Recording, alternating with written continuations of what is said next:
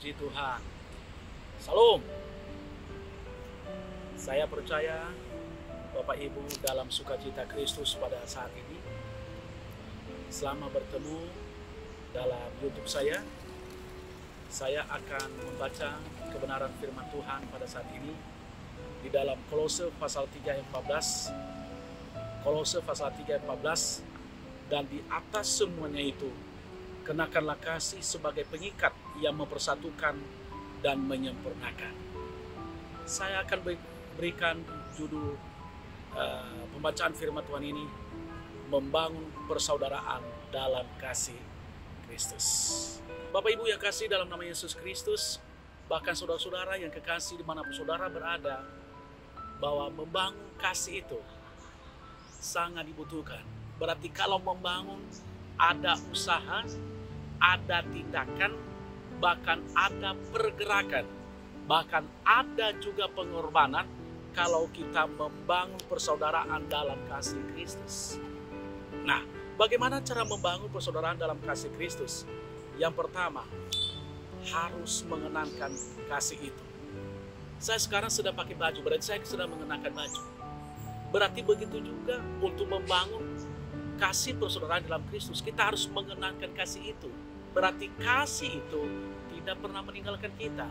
Kasih itu dimanapun Tuhan tempatkan kita selalu ada. Kasih itu juga selalu bersama-sama dengan kita. Kita berada di tempat orang yang tidak mengenal Tuhan.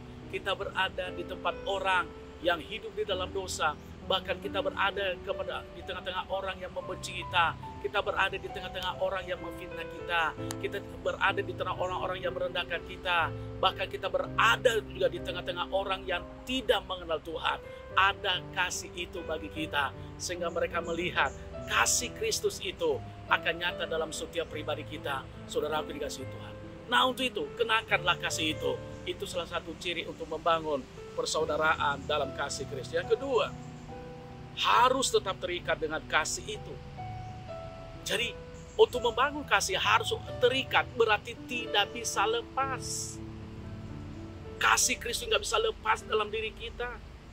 Kalau kita melakukan kasih kepada orang, jangan kita menghitung jasa kita.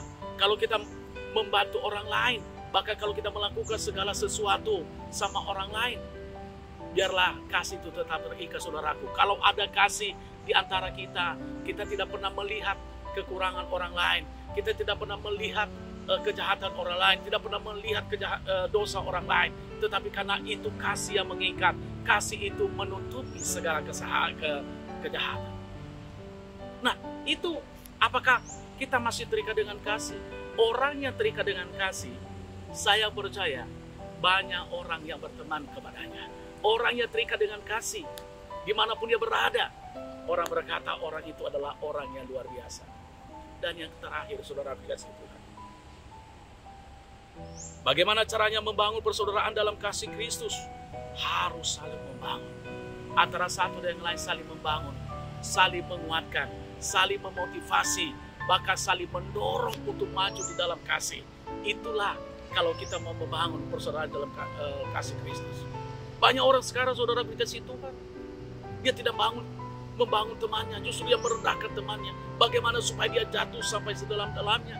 Tetapi orang yang memiliki kasih Kristus, saudara dikasih Tuhan, dia bangun. Apa? Mari maju bersama dengan saya. Dia tarik temannya, ayo maju bersama dengan saya. Itu adalah persaudaraan, membangun dan persaudaraan dalam kasih Kristus. Saya sangat percaya, biarlah kasih Kristus melingkupi kehidupan kita, di mana Tuhan tempatkan kita. Tuhan Yesus memberkati.